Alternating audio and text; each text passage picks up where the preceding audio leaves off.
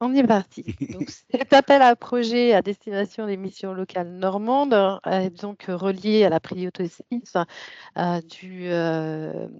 du programme normand FSE FEDER FTJ 21-27. Et donc, nous émergeons sur 3 objectifs spécifiques, le 4.5, 4.6 et 4.7, ce qui permet de faire un panel assez différencié d'actions éligibles. Les dates de publication sont donc du 3 avril au 31 décembre 2025. Ce sont les dates d'ouverture de l'appel à projet sur lesquelles vous allez pouvoir répondre. Il y aura à l'intérieur de cette grande période 4 périodes de sélection que je vous détaillerai plus tard. L'enveloppe FSE+, qui est destinée à cet appel au projet, est de 2,25 millions d'euros, sachant qu'on aura un taux maximum d'intervention de 60% des coûts éligibles. Mais le soutien européen arrive aussi en complément d'un soutien régional sur les projets qui, lui, interviendra au maximum d'intervention de 40% des coûts éligibles. Donc, les bénéficiaires sont bien entendu les missions locales de Normandie et aussi l'Association régionale des missions locales de Normandie.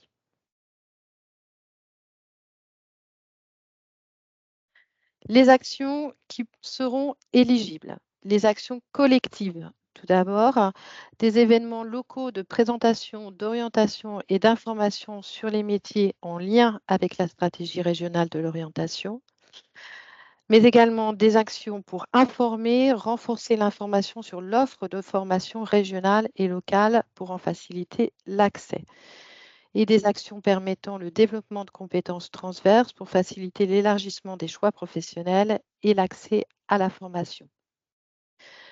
Un seul type d'action individuelle est éligible. Il s'agit des actions en faveur du raccrochage vers le système éducatif.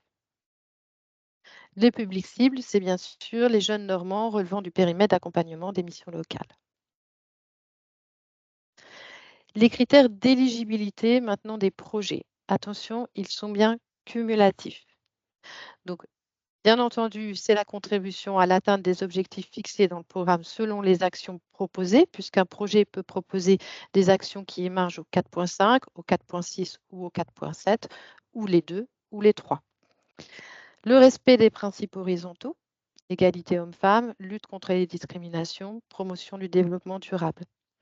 La capacité administrative et financière du porteur, en particulier à préfinancer le projet, puisque là, nous sommes dans des projets qui font appel à un cofinancement FSE. Projet non achevé au moment du dépôt du dossier, quelle que soit la date à laquelle vous déposez votre dossier.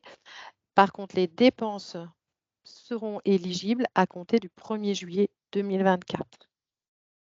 Le montant minimum du FSE+ engageable est de 20 000 euros, ce qui correspond à un minimum d'un coût de projet d'un peu plus de 33 000 euros. Des critères de sélection maintenant.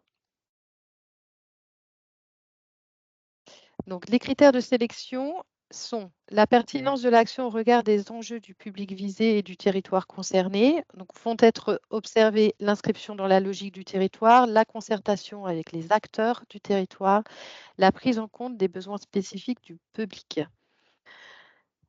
Deuxième critère, la pertinence et la qualité de l'action proposée, méthodologie du repérage, la mobilisation du public cible, la capacité de l'action à répondre aux objectifs opérationnels visés, les modalités pour la modélisation, la pérennisation qui peuvent être envisagées, l'adéquation des moyens matériels et humains mobilisés.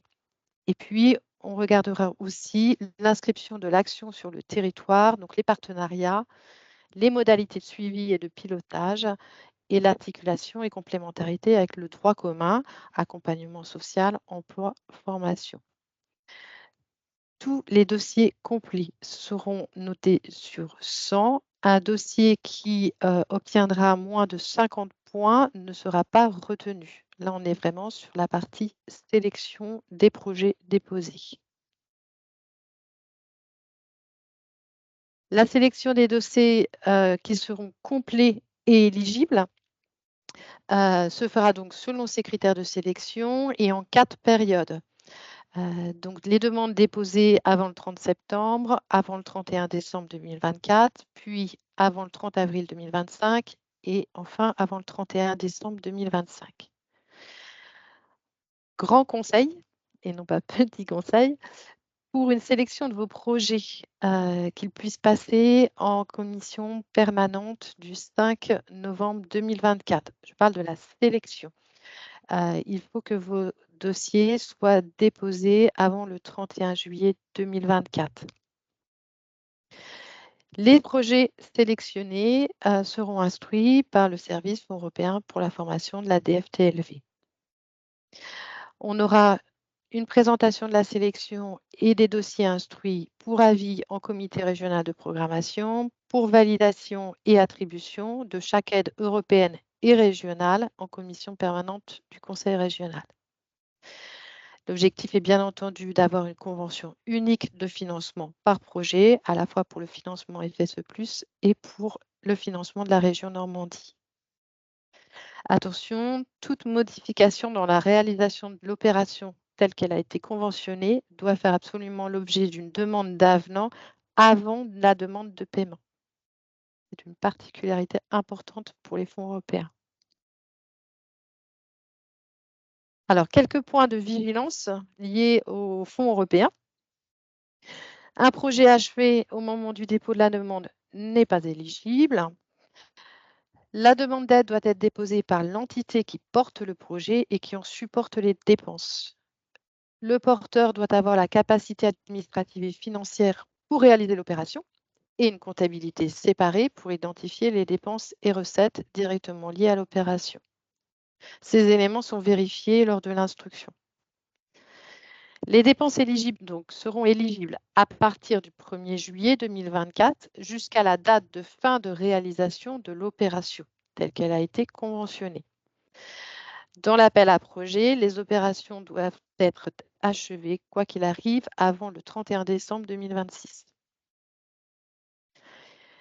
Les dépenses éligibles, si elles sont éligibles, si elles sont directement reliées à une opération elle-même éligible. Ça, c'est le principe de base et c'est pour cela qu'il est demandé au porteur au moment du dépôt d'avoir une description argumentée de l'opération, le contexte, les opportunités, l'impact et aussi des modalités de mise en œuvre des actions de manière assez précise. Des preuves de réalisation de chaque action seront demandées et seront à conserver dès le démarrage de votre opération parce qu'elles seront demandées lors de vos demandes de paiement. Elles seront à joindre au bilan.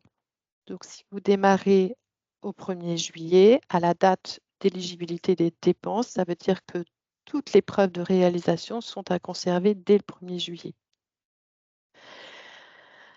Chose importante, les dépenses présentées ne doivent pas faire l'objet d'un double financement européen, qu'il soit FSE ou autre. Et il faut estimer le budget prévisionnel du projet de façon juste, en établir un calendrier réaliste. Vous avez sur le site Europe en Normandie le kit avant de démarrer et l'ensemble des informations qui peuvent vous aider également avant de commencer un projet FSE. Quelques autres points de vigilance, c'est le respect des réglementations en vigueur, notamment la réglementation de la commande publique. Si jamais nous avons des dépenses directes au réel, les marchés seront analysés et donc à bien avoir toutes les preuves de réalisation d'une procédure adéquate pour la commande publique. La réglementation des aides d'État. Les opérations proposées par les missions locales, normalement, pourraient être qualifiées de services d'intérêt économique général lors de l'instruction. Donc, cette réglementation, nous pourrions l'envisager très, très rapidement pendant l'instruction. Ça ne posera pas de souci pour ce type d'opération. L'absence de conflit d'intérêt des intervenants sur l'opération. Il s'agit à la fois des personnels administratifs, mais également de tous les intervenants. On parle bien de tous les intervenants sur l'opération. Si jamais il y a une présence de conflit d'intérêt, il suffit simplement de le signaler et d'expliquer comment on se déporte. Le respect des obligations liées au financement européen, car elles sont contrôlées avec une grande attention. Donc, ce sont le respect des principes horizontaux. Au niveau de la structure et de l'opération, donc l'égalité entre les genres, l'égalité des chances, la prévention de toute discrimination, la promotion du développement durable et du principe consistant à ne pas causer de préjudice important.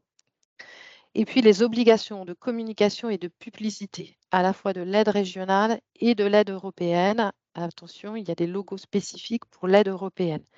De la même manière, à appliquer dès le début de l'opération, et les justificatifs de cette communication vous seront demandés.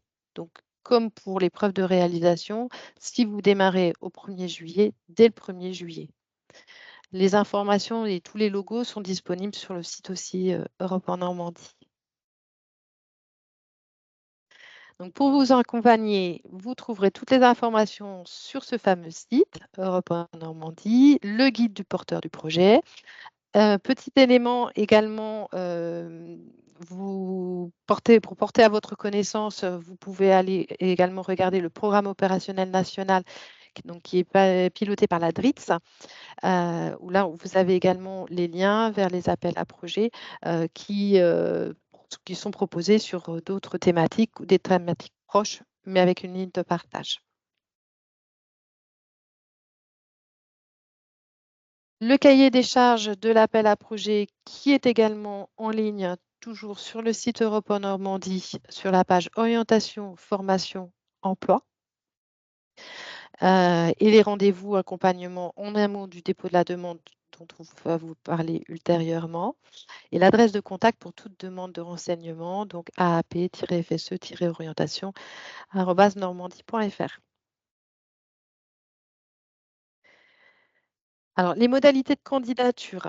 Donc, les demandes dématérialisées seront à disposer sur l'espace des aides de la région Normandie avant le 31 décembre 2025 et en fonction des périodes de sélection qui ont été présentées. Pour vous accompagner, toujours dans le guide du porteur, vous avez les pages spécifiques Je dépose ma demande. Vous avez un pas à pas. Également, si vous avez une difficulté en ce qui concerne la plateforme L'Espace des aides, il y a un numéro de téléphone qui est disponible pour les porteurs avec une réponse du lundi au vendredi de 8h à 18h. Là, on parle vraiment des éléments techniques d'utilisation, d'usage de la plateforme. Attention, lorsque vous arrivez sur la plateforme, de bien sélectionner le téléservice dédié spécifiquement au bon appel à projet. Pour information, si jamais vous faites une erreur sur le téléservice, nous ne pourrons pas récupérer les informations. Il faut vraiment que ce soit enregistré et transmis sur le bon téléservice. Je vous ai mis le lien ici du téléservice, mais c'est également un lien que vous trouverez à la fois sur le site Europe en Normandie, sur la page qui nous est dédiée, mais également sur la page dédiée à cet appel à projet sur le guide des aides de la région.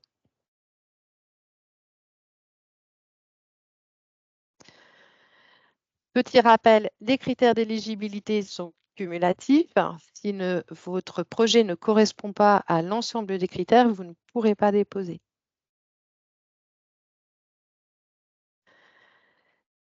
Petit point de vigilance également, vérifier l'exactitude des informations de votre structure au moment du dépôt. Et prévoir les documents administratifs qui vont vous être obligatoirement sollicités, sachant que lors de l'instruction, le service instructeur pourra vous demander des informations complémentaires pendant toute la phase et de sélection et d'instruction de votre dossier. Et enfin, n'oubliez surtout pas d'enregistrer en cours de suivi et surtout de transmettre une fois que votre projet est complètement saisi. On vous remercie également de bien vouloir nous adresser un petit mail à l'adresse AAPFSE Orientation une fois que vous aurez déposé votre dossier. Voilà, à nouveau les liens Pour toute information complémentaire, toujours l'adresse mail et le site Europe en Normandie. Et je vous remercie pour votre attention pour cette présentation formelle. Il y a des questions ou